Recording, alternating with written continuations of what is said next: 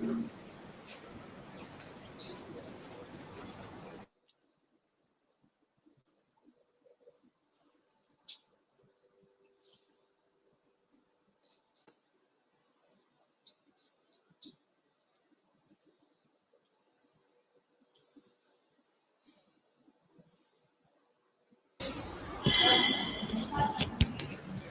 very good morning to one and all who gathered here with us by a virtual presence.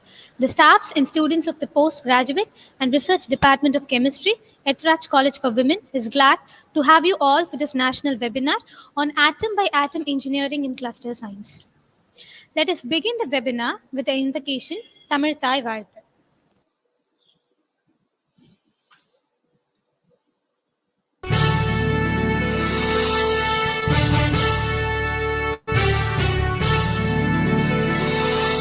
நீராறும் கடலுடுத்த நிலமடந்தை கெழிலொழுகும் சீராறும் மதனமென திகழ்வரத கண்டமிதில் எக்கணமும் அதில் சிறந்த திராவிடனல் திருநாடும் தக்க சிறு பிறை நுதலும் தரித்தனரும் திலகமுமே அத்திலக வாசனை போல் அனைத்துலகும் இன்பமுற எத்திசையும் புகழ் மணக்க இருந்த பெரும் தமிழனங்கே தமிழனங்கே உன் சீரிழமை திறம்பியந்து செயல் மறந்து வாழ்த்துதுமே வாழ்த்துதுமே வாழ்த்துதுமே.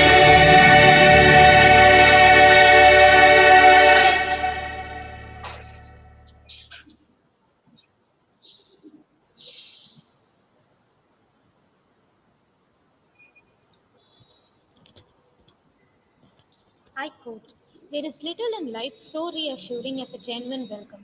I unquote, Robin Hawke. Having said that, I would like to invite Dr. G. Nalini, Assistant Professor, Department of Chemistry, Ethiraj College for Women, to deliver the welcome address.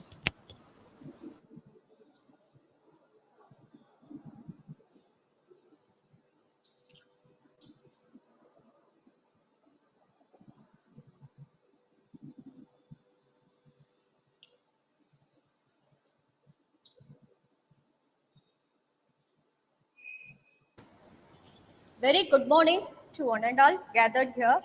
On this auspicious occasion, I would like to welcome you all for the national webinar.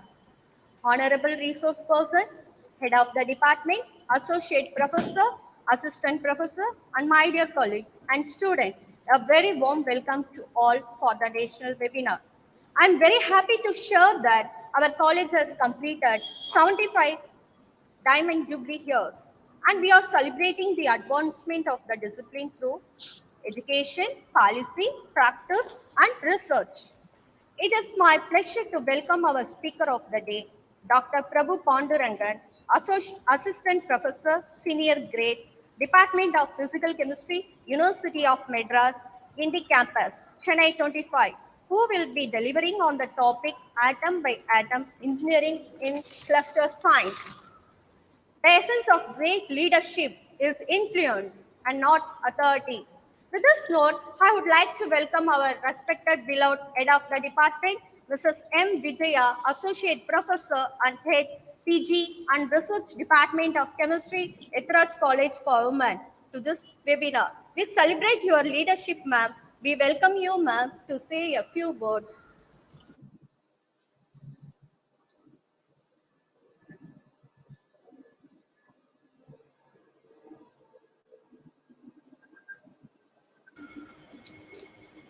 Good morning, sir. A very good morning to one and all. On behalf of the management and the Department of Chemistry, Ethiraj College for Women, I extend a very warm welcome to our distinguished speaker, Dr. Prabhu Pandurangan, Assistant Professor, Senior Grade, Department of Physical Chemistry, University of Madras. Thank you very much, sir, for graciously accepting our invite for hosting this webinar today. I would also like to welcome the participants who have registered in large numbers Hope you would have a fruitful and an interactive session. Wishing one and all the very best. Thank you. I welcome you, sir, once again. Thank you. Over, sir.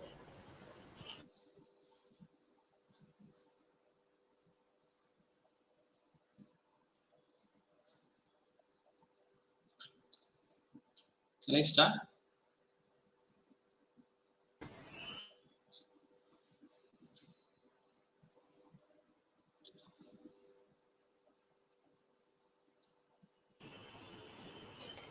Knowledge is power.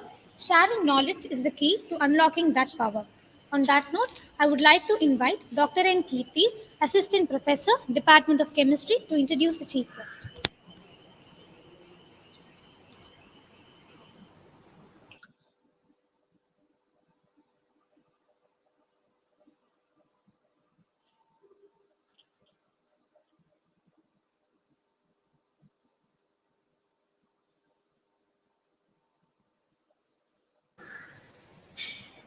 Very good morning to one and all connected here.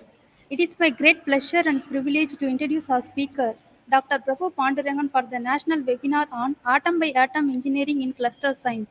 Dr. Prabhu Pandurangan is an assistant professor in the Department of Physical Chemistry at University of Madras, Chennai. He got his MSc and PhD degrees from the Department of Physical Chemistry and the Department of Physical Analytical Chemistry at University of Madras.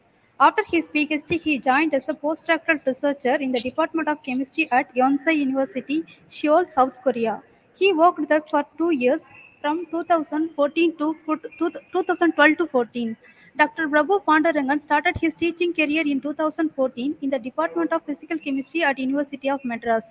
He is an expert in development of metal nanoclusters, carbon quantum dots from food waste, and lead-free fluorescent perovskite material. He is conversant on solvent recrystallization and polyacrylamide gel electrophoresis. He has expertise in various applications including supercapacitors, in vivo fluorescent imaging, and catalysis. He is a recipient of many grants for his outstanding research. I should mention few of them here. He received fund from DST SERB Early Career Award for the year 2016 to 19, UGC DAE CSR Fund for the year 2017 to 20, and DST Inspire Grant for the year 2018 to 23 for the investigation of protein interaction with transition metal nanoclusters, and so on. He has published 28 articles in reputed international journals and 3 book chapters. He has presented his research paper at more than 60 national and international conferences and symposiums. Besides, he has received 7 Best Presentation Awards. He has guided PhD scholars and completed MSc, MPhil, and many external projects under his guidance.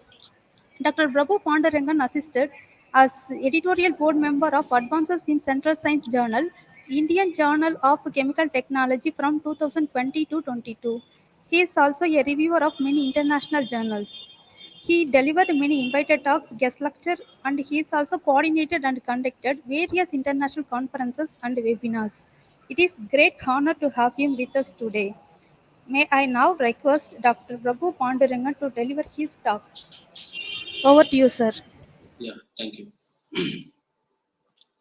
So, very good morning to one and all present here and who are attending. And it's my pleasure to accept the invitation of Ethiraj Management and the principal for giving me this opportunity to deliver a lecture before you online. And I also thank the HOD of the department, Madam Vijaya, and the organizing secretaries, Dr. Nalini and Dr. Preeti, for inviting me to deliver this talk. And also I thank the other fellow faculty members present in the department. So I heard, before I start my talk, I heard that the audience are mostly covering from UG to PG and for research scholars and faculty as well, from the Ethiraj College as well as the states. And so I coined my title. Is my slide visible? Can I continue? Okay. It's not visible, sir. Can I continue? No, sir, your slides are not visible, sir. One second.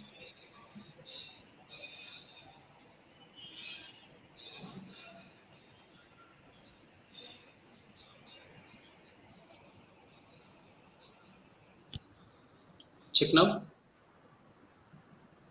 Now Yes, is sir. it Now visible? visible, sir. Now visible, sir. Yeah. Okay. So I heard that it is a participant covering from UG to research scholars and faculties, and I like to pitch upon few experience which I have got through the research career right from my UG onwards. So my talk for today will be atom by atom engineering plus science. And before I go into the talk, I would like to put a small journey of my research field where I did my schooling at Chennai Audi, and I did my UG at Laila College and did my PG and PhD from Madras University. But this particular slide wants to indicate that I have been working with nanomaterials since my MSc project, which is very essential for any researcher to go up the ladder. Okay, so even UG now you can start your project work more effectively and take it as a platform to develop into a good researcher. So I was working on this gold bimetallic, gold silver bimetallic nanoparticle in my PG work, and later on I went into my PhD where we used gold nanoparticle for modifying electrodes. And luckily, in my postdoc at South Korea, I was able to work with same gold nanoparticle. But you can see there is always a size difference and there is a property difference. We will look into what is that difference. So I was lastly ended up in an atomically precise gold cluster, which is the main core of this particular talk. And once again, I came back as a faculty to the same department where I studied, and currently we are working on less known metal nanoclusters, exploring its new properties. So before going into the depth of this particular topic, let me highlight you a few top terms which you are using in nanotechnology. Are you clear about this definition? Okay. So with regard to nanoparticles are the simplest form of structures with sizes in the range of nanometer. Simply speaking, you have to tell it is a collection of atoms bounded together with a structural radius of 100 nanometer or less than 100 nanometer. Most of them go beyond 100 nanometer. For some other different morphology you can sort, but for spherical particle, it is less than equal to 100 nanometers. We call it as nanoparticle. What about nanoclusters? These are also nanoparticles which are sized in the range of nanometers, but they are having equal subunits and they are structured. Okay. So this particular talk will be of main focus is that there is a greater differences arises between the functionality, interpositioning of atoms and their properties, where we coin this regime as what we call scalable size regime and non-scalable size regime. Okay, what is scalable size regime is that which you can scalable means doesn't mean that it is a larger particle. Even up to 2 nanometer or 2.2 nanometer, I'll come back to you why it is 2.2 nanometer.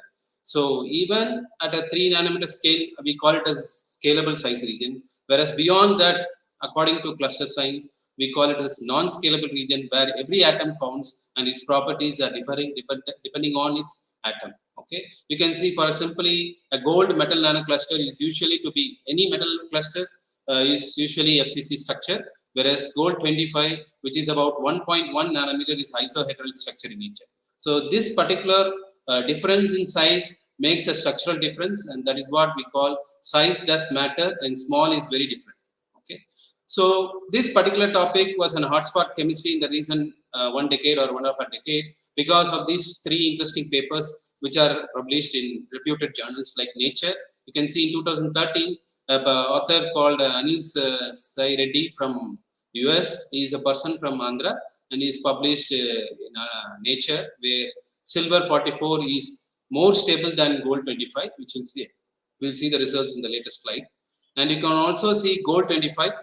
And this particular material 1.1 nanometer, usually you should have heard that gold to be quasi-reversible nature in electrochemistry, whereas you can see this particular gold 25 gives a redox behavior. That is why it is very unique. Whereas this silver 44 is highly stable than most of the results so far. People would have known that gold is more inert and gold is highly stable than any other material. But you can see silver 44 is exploring even more better properties than gold 25. Okay, and we have another paper in JAX. I have co-authored this paper, that is gold 22, where we could achieve a 60% of quantum yield with regard to gold. Earlier, its percentage was 8%. Okay, that is why these 3 materials have become interesting and very crazy about cluster science. Okay. So I know that as a teacher and as a speaker, that the first part of the lecture is a very important part, that people are alive and listening. Okay, I say alive in sense of listening. Okay, so I will impart the main points which I have to deliver at the end, and go back to my core chemistry at the latest slide. So there are few questions for the youngsters or researchers who are budding scientists or yet to be researchers, whereas these are few frequently asked questions. Usually it is for researchers, and though I hope it is more youngsters. Youngsters don't have this such a FA, I mean, frequently asked questions, but for the researcher who is working in science or chemistry or any discipline in science who wants to pursue research. The first question is that where do we start our first research idea? How these people are publishing? How do we pursue it or own it further? What are the steps involved in developing my research work? How do I start my basic research work, and methods to scale up my research work? These are few questions which is always blushing our mind and hitting our mind. How do I plan for a hypothesis? Okay, and steps towards a reputed publication. Even if I do some research, but my papers are not going at a good impact factor, and it is not accepting in many of the reputed journals. These are some few confusions for a researcher. And how do I transform my publication into projects? And building up a best research group is for a faculty who is working in a college or a university. And ways to become a successful researcher is everyone's passion and mine's too. Um, okay, where we start? We start at basically at a UG level project nowadays, but those days, a decade before, MSc projects were more meaningful rather than UG projects. But now UG projects are also becoming meaningful because students are coming from various college to pursue projects, works at university level and different central institute. Okay, so to pursue a research, what should a student to pursue? So a choice of a supervisor. If you are going for a PhD, you have to select your supervisor, going into the profile of the supervisor, the research output of the supervisor, and so on, and the topic of interest which you like. Or if you don't have any topic on your mind, it's best to take this topic of the supervisor and work slowly and steadily, and learn at least one idea, technique, or principle a day. A budding scientist, I would advise is that an idea or a technique or a principle a day at the initial stage will be better enough to go into a good platform in research and literature collection and so on. Hold it on, build up, and so build out on the small idea which you are pursuing. Okay, and keep your eyes wide open to listen such talks and lectures which are delivered across the country and online. Nowadays it is very online. You need not go anywhere for travel or spend anything. Just click a link, you get meaningful lectures. Okay, so with regard to supervisor, this is a supervisor always, even me, sometimes think students will be very bright enough to do a per se research. But I feel that the slow runners are doing even more better than the best performance in the MSc level. But I'm not demarginizing them. They are going for a different field. Okay, and a best thing as a supervisor to take from a student is expect fear out of respect and not the vice versa. Okay, for time's sake, I'm leaving out few points. Okay, this is for a researcher who's about to write a paper in research and of his interest. Is that this is an article which is published in 2020 in June in Hindu paper, which was very interesting for me to read about, and I followed it out. So there are 7 tips to increase your chance of publication. At last, there is no magic formula to get articles published. So you have to be original in your work. The first step is originality of your work. So it's not always, if it is nanomaterials, I have to take a TEM image, I have to take a XPS, I have to take some AFM image to justify my research work, that I need high-end characterization from a college level. How could I pursue it? Is the first idea, thought even a faculty is addressing. Okay, I say that even Jack's papers have reported a very basic concept of chemistry, where you can even demonstrate your work with simply UV visual spectrometer. Okay, even UV spectrometer can reach out to JAX, which is a high impact factor, and everyone dreams to publish it. So try to work on the ideas or the hypothesis you are formulating, and let it be usual and let it be original and need not be repetitive. Do not rush or repeat what others have already expressed or reported, and do not start writing immediately, even if you have a couple of original insight. Okay, let your ideas. This is for a person who is about to start writing a research article. So you have collected all your results, your findings, and your ideas. Let your ideas and thoughts incubate. Let us fermentize, like what you call. And only when ideas interact with ideas and with the other author, they will blossom, mature, and ripen for a good harvest. So, writing a paper is a skill, and going into your research. So I got an idea, I got a research, put it into the paper, and make something you write, and it's very easy for 2 decades before, but now it is very. I will tell you a tool which is very important to survey you how you are writing. The second step will be the 3 C's, which are very important about the clarity, cohesion, and cohesion. Ensure your content, style, and presentation of your writing and the idea you are proposing. Muddled thinking will lead to clumsy style. Muddled thinking is that without connection of between the results, without matured idea. If you start writing, it is called what we call muddled thinking. Okay. So the third step will be do not fill your paragraphs with quotations. So it is for art students where people use in terms of Tamil and English literature, where they fill up with paragraphs and their quotations where someone has said. Okay, but it is the style of writing in arts, but we need to input our own ideas first, and that should be substantiated. And the fourth step will be to ensure the methodology and documentation are meticulous, and we use different sources for science and literature. And the fifth point will be to ensure the reference. So many people, maybe those days, 2 decades before, they take to write a paper, they take 10 papers at the table and try to pull up one paragraph from the article. I have not done because I am not a scientist 2 decades before. So they pull up paragraphs and put it together and make it as a paper. And they fill reference for the sake of filling, let it be 30, 50, 100. So such type of number doesn't work.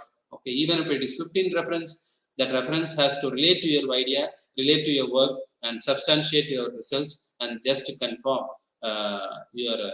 Without reference, you cannot write any paper, and you cannot tell that this is the only paper I am writing, and this is the first report in the world. This type of types of terminology you have to avoid writing in a paper. Okay, and stay away from plagiarism. I'll tell you, and dishonest practice in writing. The 6 steps will be to get in an opinion from 1 or 2 persons. So after writing your paper, immediately do not submit. Okay, so you beyond your supervisor, you can have your well-wisher to go into the paper and the language of the paper, and you should also see to that the paper you give to the person should not hijack your results. Okay, it also happens nowadays, and mostly if your friends are your close friends, you can share and know. Even I do share my results and my writing with my non-science people from school days friends, where they are expert in English and grammatic language. Where I'm not telling I'm writing by them. I don't feel that 100% confident in my writing or grammatic issues. So I want to have an add-on opinion which can improve our article, and it is able to submit to a good publication. Okay. And the 7th point is do not revise and finalize your paper immediately after writing. So many of us are very eager to publish paper, and you get the results, start writing, and put it into the paper, and sir, it is for corrected. Let us submit. No. So it is not the way. So when you take results, it is different. When you write results, it is different. After you complete the paper, it is totally different that you have to revisit your results and writing, and your thinking will go in a different pattern, and you can rewrite the paper even effectively and submit it for a period. So a few you can see few supervisors who take longer time to revise the paper and submit, means that it should have a cooling period, and it can reach to a high impact paper. I already said you 2 decades before it was very easy to write a paper. Now it is very difficult. We have what is called plagiarism tool. Even a single line, 4 words together, you will be caught in plagiarism tool. And it is very important to avoid plagiarism, because even plagiarism has removed certain VCs from their posts, certain faculties from reputed faculties internationally and nationally. And I don't want to say few names, but plagiarism is a specific form of cheating, which is almost wholly found in respect of course and assignment and completed by students independently. Okay, so using published work without referring, copying a coursework essay, collaborating with another person when the work is supposed to be individual, taking another person's computer file or programming. It is also a form of stealing, or maybe it is childish. Sir, why sir is saying it is happening? Okay, submitting another person's work as one's own work, use of unacknowledged material published in the web, purchase of model assignment, and so on. So these are various forms of plagiarism where we have a tool. Mostly introduction will be mostly a plagiarizing area where we do have similar words as the reported article. But every journal permits certain percentage of plagiarism, and which is closely 20%. But most probably other parts of your paper should be free from plagiarism. That is result and discussion, experimental methodology, and so on. Okay, so what we are going to do by doing research, and what matters is that for a researcher, my first paper at 2011 said me that my name has been internationally renowned. I mean, internationally, my name has come in an article where this article will remain even if I don't remind. So these are the things which is very crazy about doing research. Okay, not sentimental, but many questions arise by why do we do research? Why is it only for getting job, or it is only for it's in terms of incentive in abroad? They give publication incentives for publication and so on. But the very first sense of publishing is that passion towards doing research, that my name comes internationally as an author, where everyone can review even after years and years. Okay, these are my citation. And citation is the term which you have to know, a way you tell your readers that certain materials are taken from particular paper and not results, but to substantiate my result, I have to give a reference. So without reference, I cannot say I have inverted the world. Okay, how do you invert? What are the principal methodologies you have used to invert your word? You have to support with references and so on. For time's sake, I'm avoiding few sentences. And another important parameter is the impact factor in the H index. Universally, faculties are recognized by their H index as well as impact factor. And the H index is nothing but it is defined as the maximum value of H, such that a given author has published H papers and each paper is cited H times. Example, I have 10 papers. In the previous slide, you can see I have about 28 to 30 papers published, but my H index is 13. Means that 13 of my not first paper, of the 30 papers, 13 papers have been cited minimum 13 times. If it is cited 14 times, 14 paper has to be cited 14 times to increase this H value to 14. Okay, so H index is very important, and the I-10 index is the number tells about an article which crosses 10 citation individually. So if I have 20 articles crossing 10 citation, we got I-10 index as 20. And the impact factor is nothing but, this is the one question which I raised into my professor at MSc level, which landed me now at being a speaker. Impact factor is nothing but the number of citation to the top number of publication in the last 2 years of that particular journal. So any journal, last 2 years, the total number of citation and total number of publication will give you the impact factor value. So usually an impact factor of about 3 is reasonable. And we have made publications in ACS more than 5, and we have 2 papers in H index of 11 and a JAX of 16 impact factor. So it's like impact factor is meaningful when you are doing research abroad. When it comes to publication, where are the journals available? So you can have ACS publication, Nature publication, Science Stack, Springer, Online, and Taylor and Francis, and so on. And okay, being a college faculty or a researcher at college level, do I need a high funding or a high source of categorization to start my research? I will tell you very frankly, at MSc, in the recent days which I joined here, I did my MPhil work along with a person called Tansila Parveen, a student. I just spent 10,000 where I bought magnetic stirrer, magnetic pellet, and nickel, and the thiol ligand which I was used and reducing it. So metal precursor, ligand, reducing agent is much enough to develop a nanomaterial with the help of a stirrer and a pellet. This only cost me those days, not very far away, 8 years before, 10,000 rupees. I could use my collaboration friends, we developed this material of different proportion and we worked on it, and we used the help of energy department to write do the application. And luckily, I published my first paper here as a faculty from New Journal of Chemistry, which is very, though it is 3.3, it is very difficult to publish in this particular paper. So funding is not never an issue to start a research, is what I am telling to a college faculty or a new researcher. Okay, so to go for a high publication, new hypothesis, planned experiment, and trial and experiment, need characterization and interpret. One point regarding the work, you need to have some collaboration or friends across. In research, you cannot be ideal guest. Okay, you have to be real guest. You have to interact with people and find friends. Their friends can give you some characterization idea and characterization results without money, and through friendship. That you also do some equal contributing work. And so I always recommend in my recommendations to the students that these students mingle with their friends much. Mingling is very important when you go abroad, or it is very important here also. So I want you to mingle with friends when you do research for a meaningful purpose. So need characterization and interpretation. This is about how to write a good paper. Finding a new hypothesis, planned experiment, go for a trial and error, and need characterization and interpretation. And you can split your number of figures and data into main data and supporting information. Have a simple title, but making review it, revise it, and make it as effective at the completing stage. Write a small descriptive and effective abstract with a significant result.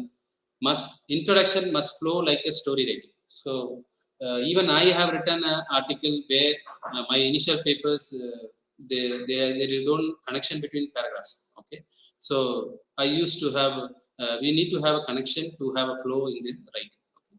And we should have a collection of merits and demerits in our work, and follow the journal style. With regard to resultant discussion, don't focus only the observation part of your data. Many people take data and write straight away. They're not going to, so they'll tell, sir, I found a peak at 520 nanometer. So it confirms gold nanoparticle. That's all.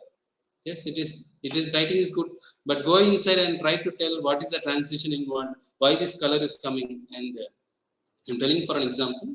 If you go for a new material, you have to go into the depth of writing why, how, and what is the reason behind this particular data. Okay. If you suggest new views and ideas, never tell it is the first time, no one has reported, novel. These things has to be avoided and used comparatively superior to previous work, inconsistent with earlier results, and so on. And throughout your manuscript, focus on your new observation application. Repeatedly emphasize that particular idea. In conclusion, summary of all your new findings and your materials are studied. You have to address certain things you may not complete in the entire work in a paper. You can tell that the other left work will be carried out in the near future. So this is what I want to tell to a budding researcher or a new faculty who wants to pursue research. So let me come to the core part of this talk. This is cluster. I said atom by atom engineering in cluster science. Actually, this particular cluster science, I already said you, every atom counts in its property. Okay. So for a new researcher in nanomaterials, I would like to tell that what is the mechanism of forming a nanomaterial. Okay, for example, if I am taking a gold 3+, either you can take gold, silver plus also here. So as the metal precursor, you try to use some ligand. Here we are using thiol, and usually thiol has a minor reducing property. It can convert 3+ to 1+. So, but still, gold is still in ionic form, gold +1, and it is able to be reduced and get in gold atoms. And these gold atoms are highly metastable. You know that atoms are not stable, and these atoms will combine to form a nucleus, what we call nucleation state, and later on this particle will develop into a nanoparticle. Okay, so this to develop this nanoparticle, we are using the ligand and the sodium borohydride. The choice of the metal ion will decide the size. So the entire dia is what we call nanoparticle. Okay, so the size of a nanoparticle. So no more you call, if it is 1 nanometer, it corresponds to 1 atom. No, it's not so. It depends upon the metal precursor what you are choosing. With regard to gold, if it is 1.1 nanometer, it is gold 25. So there are 25 atoms in 1.1 nanometer size. Okay. So right. So what interesting you found in gold clusters are, you can see there is a UV image, it's a little blurred image. so the pasting problem.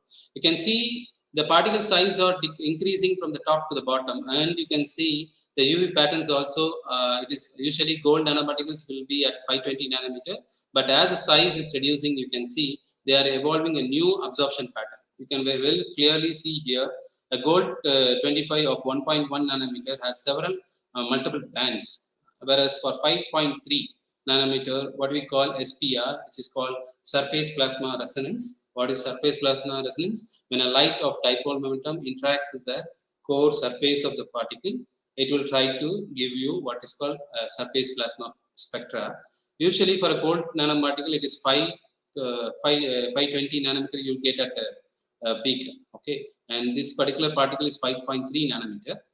But you can see how there is always an interesting science behind gold SPR particle to a metallic particle. You can see these SPR particle, which we call a metallic particle. Any metal which is giving an SPR peak, we call it as a metallic particle. When you come down to 2.2 nanometer, up to 2.2 nanometer, you can see with regard to gold, if it is 2.2 nanometer, it is around 333 atoms. We call this particular particle as Faraday particle, okay, or Faraday molecule, where because this metallic nature will go into a molecular nature as we come down the size. Okay, there is a transition from metallic to molecular nature. Where is that particular transition exists is that 2.2. Below 2.2, gold is considered to be molecular particle. Beyond 2.2, gold is considered to be metallic particle. So that is what an interesting part of cluster science with regard to gold. You can see gold with 1.1 nanometer is 8 kilodalton of size, and 1.2 nanometer is 12 kilodalton. We are able to separate individually these particles, and you can see their core metal and ligand numbers are calculated using the MALDI plots. Okay, gold 25, gold 38, gold 58, 1 or 2. Why this number differs? Because of this stability. Okay, you can see the absorption pattern with regard to absorbance versus band gap. This particular plot is absorbance versus wavelength. We can convert this plot to band gap by using 1242 divided by lambda. You can get binding energy. Okay. So how this happens? These multiple patterns come because of the multiple transition where these buried energy levels are explored in case of nanoclusters. Okay, right. Okay, everyone synthesizes gold cluster, but how do I get the smallest cluster? Is what we use separation science, and we have to. Everyone gets a range of 5 to 50 nanometer, 50 to 100 nanometer. But here, this particular science, you have to reach at least 90 to 95% of uniform size, what we call highly monodispersed particle. So many people initially, I also have reported a range of particle, but recently we are working, I mean, last 5 to 6 years, we are working on monodispersed particle. How do I separate a smaller particle or fractional particle with regard to solvent fractionation? What is solvent fractionation? You take two different solvents, okay, for example, methanol and water. Your particular material, what you have developed in nanomaterials, you try to make it dry using a rotavapor and make it as a powder, and that powder can be transformed to a test tube which contains 10 ml, 100% methanol. Let us assume the total volume to be 100% methanol. So if I transform it and try to do centrifuge, nothing will dissolve because it is water soluble particles. So slowly you tune the 10 ml methanol to 9:1 of water. So 1 ml water is introduced, the solubility will differ. 2 ml water is introduced, the solubility will differ. And slowly you try to go into 5:5. And how this solubility differ? Because the ligand numbers are differing, and ligand numbers have functionality. These functionality will have a difference in the solubility. So how these ligand numbers are different? Because of the number of atoms present in the nucleus. Okay. So you can see with the help of acetone, we are able to separate smaller cluster, and the TEM images are shown here. And their UV patterns have different fractions, have different absorption pattern. Whatever we are talking is between the range of 1 to 2 nanometer science. So the other method is chromatographic method. You know that based on gravity, this particular you have used column chromatography, but you can see the larger particles will come at a faster return in shine, as the smaller particle will come at a slower rate. Whereas you come to diafiltration, it is very conventional method. You use a filter. Okay, if your filter paper is now, we do have smaller size filter like 70 to 1000 Dalton, 10,000 Dalton filter, where you use that filter and with the help of a syringe, you try to split the particle and of your interest, and you can dissolve them and characterize. Okay, so this is the diafiltration. Is that these membranes are used here to filter different size of particle. Okay, I already said the electrochemistry of gold 25 is quite different. Okay, so far, not before this material is published, you can see gold nanoparticle wherever you try to go and take the redox peak at a acid medium only, you get this particular quasi-reversible medium. You don't get in an electrolyte medium. Okay, so KCl or KNO3. Whereas when in acid medium, you get a quasi-reversible medium. Whereas you can see here, gold 25, this particular pattern is about the homo-lumo gap. Okay, so this particular homo-lumo gap is widening up. You can evolve a redox pattern. You can see the redox peaks are visible here. So that is why it is plotted here that from the bulk to the cluster, you can see gold any number to gold 22, to 25, gold 140, gold 75, gold 55, gold 38, and so on to gold 13. You can see the homo-lumo gap widens up, and thereby the capacitive current is reduced, and thereby the redox peaks are visible with regard to gold. If you slightly go to 1.2 or 2 nanometer, you don't get this redox peak. That is what I want to point, that atom by atom makes a difference in the material engineering. Okay. What is interesting in this material? These materials do have a structured phenomena. As I already said, these clusters are having a core metal. Okay, and they are having some ligands, what we call Staple modifiers. You can see here the Staple modifiers are level 1, level 2, level 3. Initially, they will have metal and a 2 ligand, and 2 metal, 3 ligand, 3 metal, 4 ligands, and so on. So these they will anchor like over this core material, gold 13, and the rest of the 12 metals will be as a staple. We call Staple modifier in the case of cluster science. And when you put it in the phase transfer catalyst, you get this ORTOP structure. And you can see for a gold 25, the dimer will be 6 and the core will be 13 atoms, and the terminal ligands will be 12. And similarly for 38, it differs. So depending upon the cluster, the modifiers and the core number will also differ. This is what we call isohedral structure, and the structure also varies for different cluster. Okay, what we will do with this cluster? We will synthesize this cluster.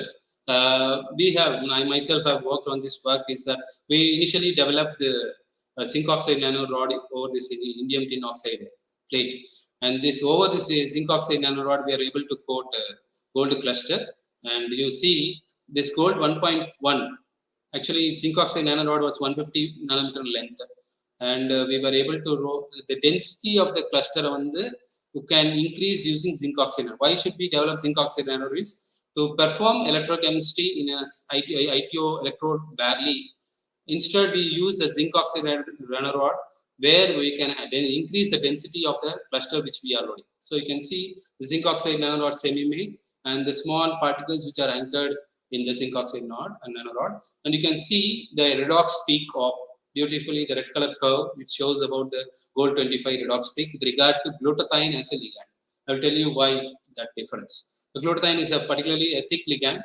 Usually this particular gold 25 will give you 2 redox peaks where the oxidation state goes from +1, 0 to +1 and +1 to 0 and 0 to -1. Okay, so there is a redox peak, and this is the difference in scan rate. There is a response and the loading of gold nanoparticle and their corresponding current.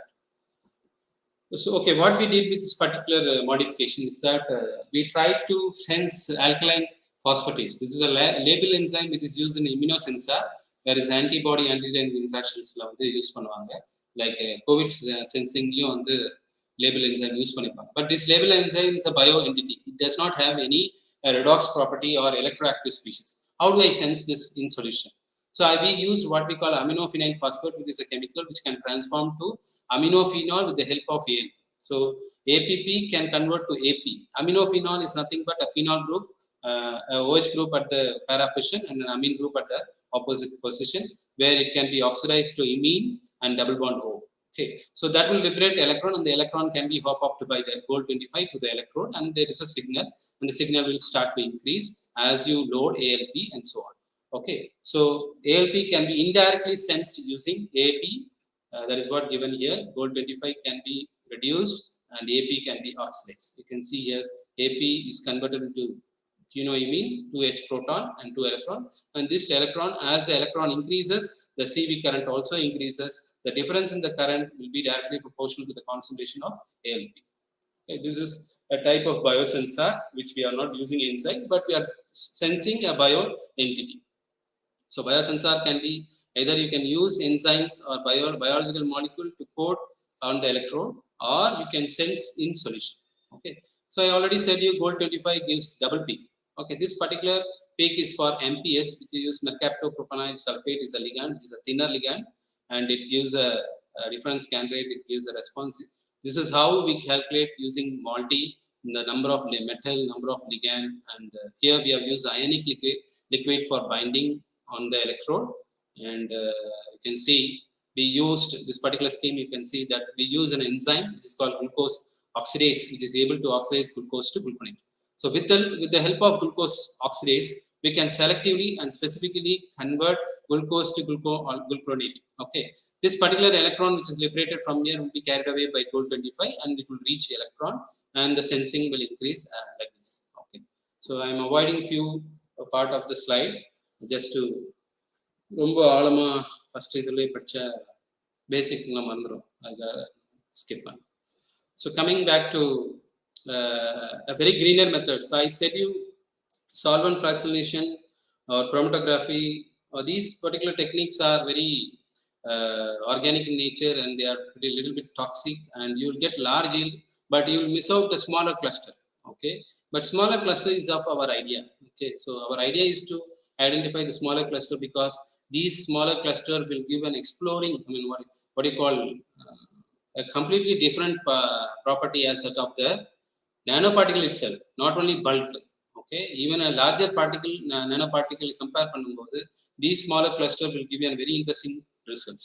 Okay, so Page is a technique which is used to separate clusters based on mass to charge ratio in the presence of electric field. Okay, there are several methods. For a biological student, it is very familiar technique where the gel pores, the pores which are there in the gels, will be tuned based upon the monomer percentage which we are choosing. Okay, if the monomer percentage is more, the gel pores will be smaller and the smaller cluster will be able to be separated. You can see the diagram, simple pattern how the Page is working out, and the different bands arise out of gold, and you can see the drastic change in the absorption pattern depending upon the size. Okay, but they are very close bands, but different color means different particle means different size, and so on. So this is how a Page technique is developed, where I able to work in South Korea, and this particular work has given me an authorship in JAX. Okay, so acrylamide is a monomer which we are using, and NN methylene, this acrylamide is a cross linker which is used. Timide is an chemical which is used to accelerate the polymerization, and amino persulfate is used to initiate the polymerization. So we have to add the amino persulfate at the end to polymerize. So you see the percentage of monomer, 10%, 15%, 20%, 22%. As the percentage of the monomer you take increases, the molecular weight you are going to separate will also decrease. Okay, so that is how we work on the resolving buffer and stocking buffer. What is called resolving buffer and stocking buffer is that I'll tell you in the next slide. So this is the particular Page setup which is available in BioRed, and it is conventionally available in local market in the range of 10,000 to 15,000. It is available. It is a customized BioRed company which is mini tetracell, which is around 2.5 lakhs, which is bought in South Korea lab. Okay, so you can see this is a tetracell, and this is the frame used to clamp the slide along with gel, and this particular stand is used to develop the gel. Okay, I will tell you, and we have to use a comb for the space, and you can see the two glass slide. How it does work? So you have to take these two glass slide which have different in size. Okay, the height will be different. So when you place the smaller one on the top bigger one, you will have a cavity between these two, and that has to be clamped with this particular casting frame and kept in the casting stand. Okay, then you develop the solution according to this formulation and try to load into this particular cavity, and within a fraction of a second you will develop a gel. Okay, before pouring the solution, you have to place this comb, because the comb will tell you the cavity. Okay, you can see this particular comb is placed, and they will develop a cavity, and in this cavity only we are going to load the sample.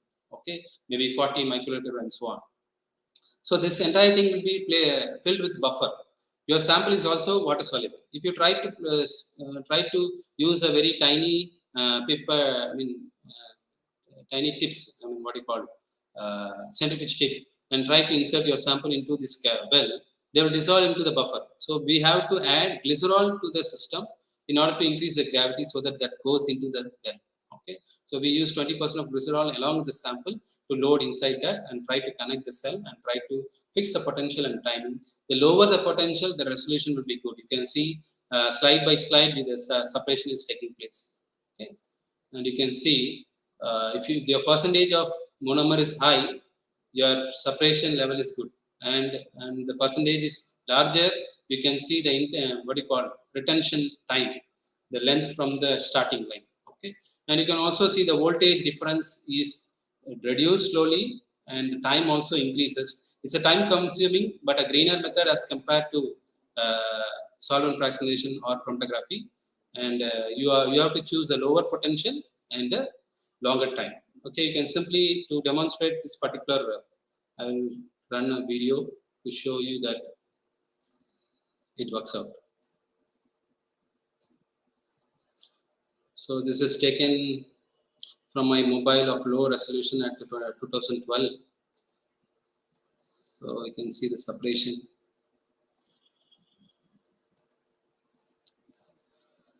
So mobile இதுக்கலாமா use பண்ணலாமா அப்படின்னு சில youngsters கேட்கலாம். Use பண்ணலாம் அப்படின்றது என்னோட.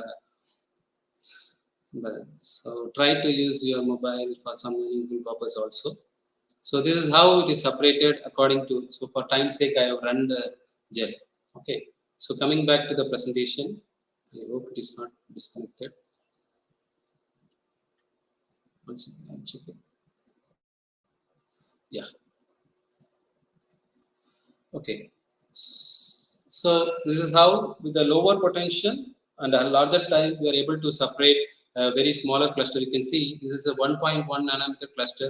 You can see as the voltage is dropped, the clarity in the yellow band is increasing. So the resolution is good. So there is no polydispersity, monodispersity is increased. Okay. So what makes this particular JAX paper particular work to be published in JAX paper is that this particular gold 22, which has about 8% yield in the very first, this particular material was reported in Singapore and US by Zing, and we worked on this material. We used phase transfer catalyst to develop to increase the quantum yield, and we could achieve 60% yield. There is always a saying, same material, if you try to work, you don't get high population. You see here, you have to justify your work. If you try to go into this paper details, you will understand how we have worked on. You can see this particular separation was possible only because of page. So gold 22 of ligand 18, we were able to get only through this particular gel chromatography. And as I already said, silver 44, which was showing better stability. You can see the blue dots corresponds to the silver 44, whereas gold 25 is less stable than silver 44, and you can see the absorption pattern of this particular silver 44 is quite drastic, whereas if you take a basic silver nanoparticle, you will get a 400 peak, SPR peak at 400 or below 400. This is the different colored or different cluster sized separation using page, which was reported in 2010. And the same author who worked on this particular in page, and you can see with the help of page, you can develop so much different type of bands and different size of particle, and each particle will have different size, different properties, different structure, and you can see the UV patterns also change, and depending upon these classes are quite less stable, but we have to make it stable with the use of thiol or phosphine type of ligand to improve the stability of these clusters. Okay, what we did at Madras University is that we tried to apply these clusters to less known metal clusters like cobalt, and we were successful in developing, quite little bit successful to develop 2.2 to 5 nanometer, 6 to 18 nanometer, and 13 to 28 nanometer of different size band, and they gave different luminescence, and it was also separated using pay. And this particular paper was published in Chemistry Subject. Certain time, a small impact factor will has too many questions, but they are meaningful also.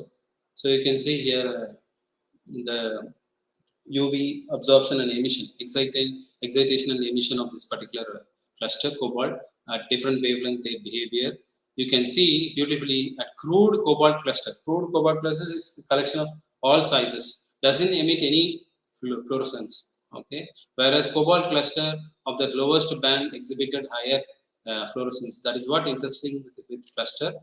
Crude cluster itself is a nanoparticle, but cluster of 2 to 5 nanometer was able to evolve a good fluorescence as compared to the crude particle, and their relaxation pattern is shown here. We also employed this particular work for light harvesting material with the help of energy department. We tried to develop the cobalt nano aggregates, which forms like an assembly and for the evolution of hydrogen. You can see here the different ratio, metal to ligand ratio made a difference in their evolution. It was done using photo electrochemical evolution. So in the presence of light, you can see there is an evolution. Without light, the evolution is a little bit low. So we could achieve nano cobalt nano aggregates evolution for best for 1:4 ratio. And we also use this particular, what called copper clusters, which was reported in applied material interface, which was used to convert diazides into a cyclic complex. Okay, you can see this is how we developed a copper cluster, and they had a network like this, which I already said you for gold, and it was in the form of cubic form. It was able to convert this diazide into a cyclic compound, and this is by click chemistry. You know, recently the Nobel Prize was given for click chemistry. Though we were not directly involved in this particular Nobel Prize, we were happy about that. Part of our work has been in line with a Nobel laureate work, in line with not telling I have directly contributed. So diazide was able to convert into cyclic cluster. Usually, if you use some other clusters or some other nanomaterial, this particular conversion of diazide to cyclic structure will be in one click. Both the cyclization will take place. But in the presence of copper nanocluster, we could find click by click. So first click, first cyclization. Second click, we got second click, which was very interesting to publish, and it was very convincing to be published in a good reputed journal. So I hope that you understood an atom makes a difference, an atom by atom makes a difference. Nowadays, people have reported alloy-based cluster where gold 25 can be replaced with one silver atom, means gold 24 to gold silver 1, and so on. So I didn't want to present that because too much of anything at a single lecture will not be good. So this is my group, research group, which is called New Material Research Group. One of my student is got his doctorate, is Ram Durai, and two of them are one have already submitted thesis, expecting the viva, and Vinta is about to submit the thesis, and two are working. So I thank my students for being obedient. So I don't want anyone to be too intelligent because I am not up to the mark to my range, but I want them to be obedient. So they were obedient to pursue good work at the lab, and with my knowledge and their work, we could publish reputed papers in the literature. And thank you all for your attention. I'll be kind enough to answer your questions. Thank you.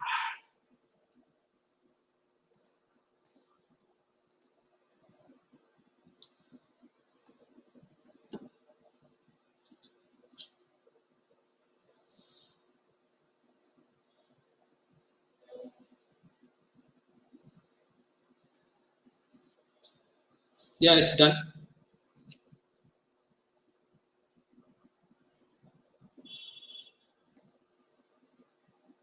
On metal nanoclusters, page set and its applications.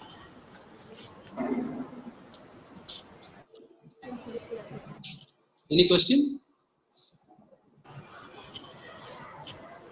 Thank you, sir, for your informative discussion on Thank metal you. Thank you. nanocluster, page set and its applications.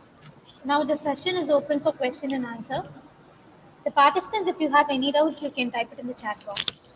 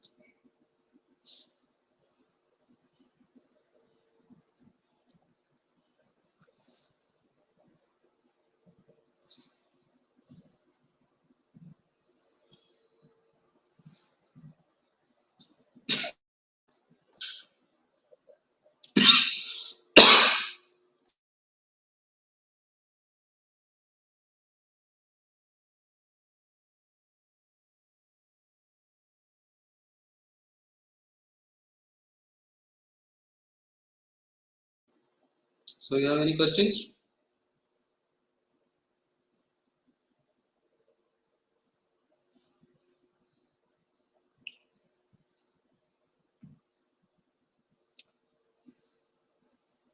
So there is only two possibility that if you have no questions, you understood everything, which I didn't also understand so far, or else you have not listened. Okay. I hope if you have any questions, you can send email. Any questions, madam? No, sir. I guess everyone understood. Okay, so okay, I go with the first point. So you can mail me or text me to get any doubts cleared. I wish that at least one or numbers can go into a researcher, and at least one slide is convincing to you. Okay, thank you. Thank you, sir. Thank Now you. I would like to call Dr. G. Nalini, Assistant Professor, Department of Chemistry, to deliver the vote of thanks.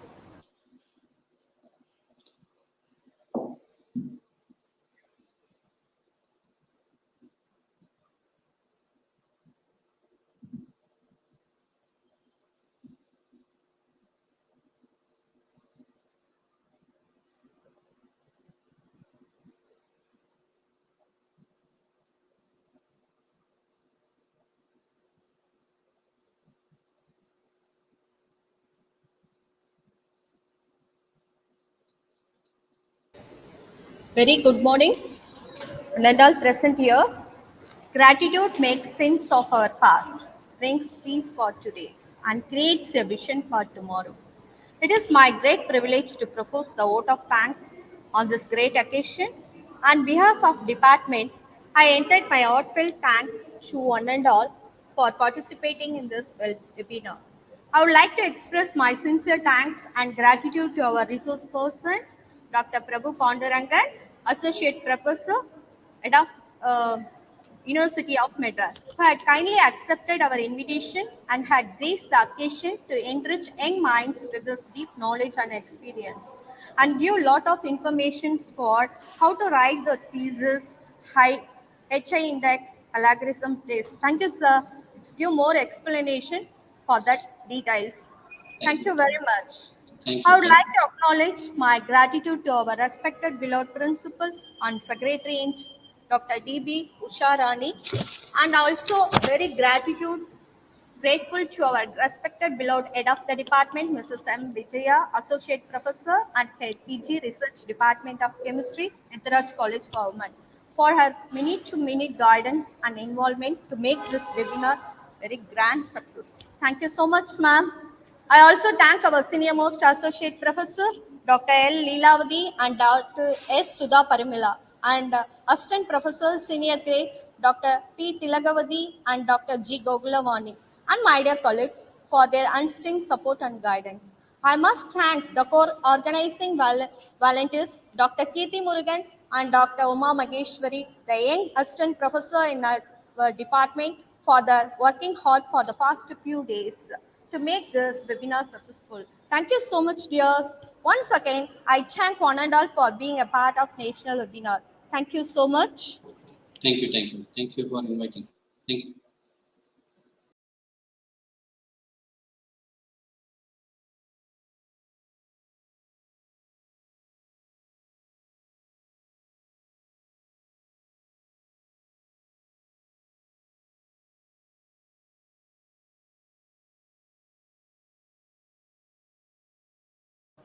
We have come to the end of the session. The feedback link will be posted in the chat box. We request the participants to fill the same. We would like to end the session with a college song followed by national anthem. Thank you.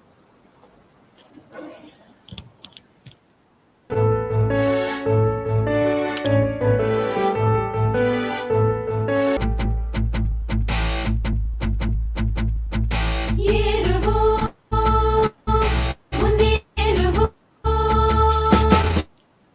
ஏறுவோம் முன்னேறுவோம் என்றுமே முன்னேறுவோம் எங்கள் எத்திராஜ் கல்லூரி ஏற்றம் வாழ்வில் தேறுவோம்